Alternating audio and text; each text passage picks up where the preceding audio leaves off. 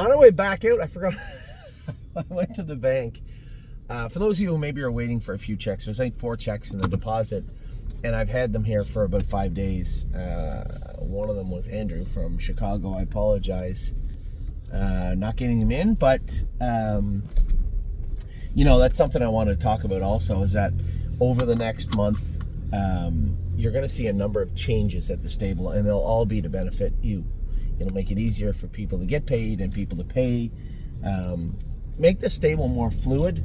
Something that I feel bad when I say it's not my wheelhouse. It's not something I'm good at. It just makes me feel like I was lazy in not understanding it and getting it done better. You guys know me. Many of you know me well enough by now. My family, the horses, and then everything else comes in third. But for the business, for the stable business to work properly, it needs somebody to run it properly. And many of you have heard me talk about John Evans. We've become very good friends. Very business oriented and sharp guy. Loves the horses. And he's going to end up, him and a couple of his partners are going to end up running the business side of the stable, which will make things dramatically better for everybody, including me. Free up my time. There's a lot of things that I want to get done that I never get to do anymore. My job is dealing with our clients and dealing with our horses. That's what I love.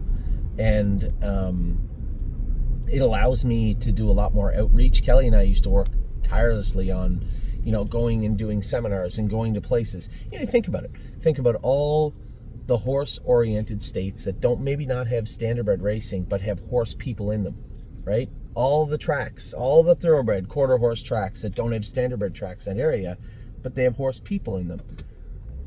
And a lot of those people gravitate towards our industry, gravitate towards what we do at the stable, I should say. And with those people come their social media accounts, so, check out the stable. Maybe people that never would have come across us or standardbred racing now are in full view of, of a sport that maybe they're not familiar with, and certainly not in regards to fractional ownership. So allowing somebody to do what they're good at, which is run the side of the business side of the stable, allows me to do what I'm good at and what I love doing a lot more, and being able to focus on that more. So it opens up. I shouldn't say it opens up, because they were open when we started the stable when we were much smaller. It reopens and maybe overhauls a lot of those areas of my life in the stable, which we've got away from. So I guess this all stemmed from my apologies. I just went to the bank and I walked in and I looked. All my ID was in my other shorts. So I knew the guys at the bank, and I said, "Hey, can anybody cash these for me? Can you put them in my account?" And they're like, "Yeah." So they did. I appreciate it. Thanks very much to Aiden and Brandon for doing that. But it allowed me to realize that there's some stuff at home that I forgot. I was heading home anyway. I don't have to head to the meadows for another couple hours. So finished up at the barn. We're all watching my iPad in the barn, watching Blue Rare Dune and riding the rodeo go. Man, I'll tell you what. James McDonald likes Dune so much, he literally asked me when those stake races were, at what tracks and what cities. I didn't want to push him, but I got the distinct feeling that if they were at a time and a place where he could make the race, he might actually go. That's how much he likes Dune. And it's not that he needs her as a driver. He likes driving her. It's the same with me. You guys, you'll hear me talk about horses. I just love to drive sometimes. They're just really nice horses to drive. And he thinks the world of Dune. So I'm certainly not saying he ever would, but I can guarantee you one thing. If any of those races or those fairs fall on a day where maybe he's not super busy, you might find James McDonald head over. And I was surprised. I know I would do that. I do a lot of driving, and wouldn't bother me in the least to go to Michigan and drive Dune. I tried for a year to go drive Sunset Acres Girl and Mountaineer Prince. When I could, I just couldn't.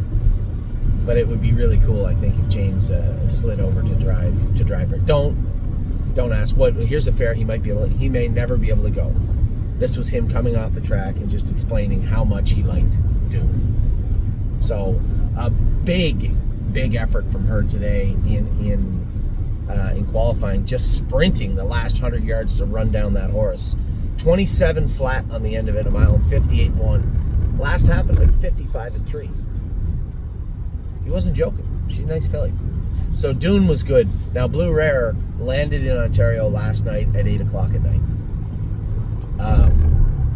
She's probably a little tired this morning. I don't know. Maybe she was, maybe she wasn't.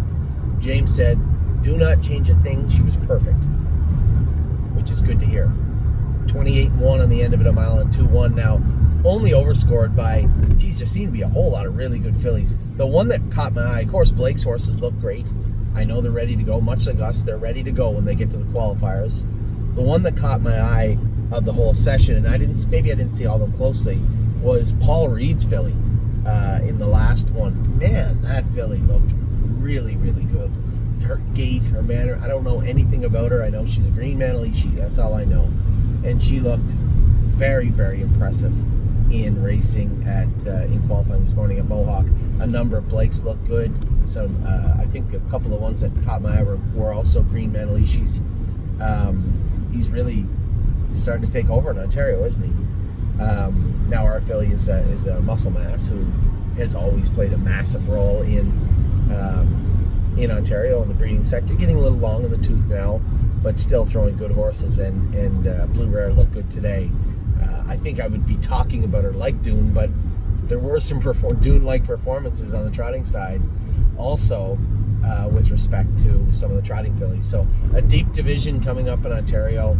I told James, I said, no expectations going in. She's going to be a nice filly. We just race her where she can do good. I'm just happy that you thought she was good. He said she was flying the last 16th of a mile, which is always good to hear. I was so easy on her in April and May, that the first part of May anyway, that I wasn't really sure. Maybe that ceiling was coming up a little sooner than I'd hoped, speed-wise for her. So I didn't really know what to think, and I tried to tell him that, because the filly that won that qualifier, James was down to qualifier, and I said, I'm going to tell you everything, and that way you can't say I was wrong or I lied. I trained the filly in 2-1. This is exactly what happened leading up to that training mile. I went through week by week almost with him. She trained in 2.7. She felt good. She come back. I trained her by herself in 2.1. She was very good.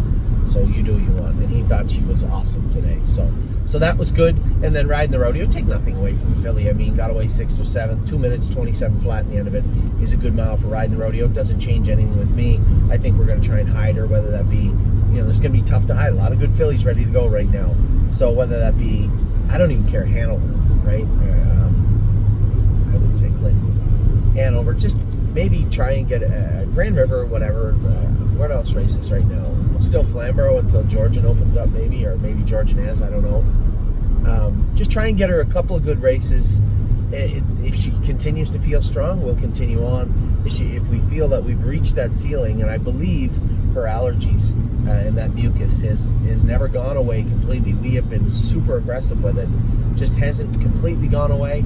And if it starts to pose a problem as the real heat starts to arrive, then we'll just shut her down until the first part of the fall. I think she's got a slick gait. She looked really good to me.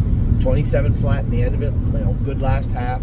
And looked strong finishing up her mile. So no complaints. I just think managing this filly is going to be a little trickier than, say, Dune, or definitely Dune, but than, say, Blue Rare this season. So very happy with all 3 qualifiers today.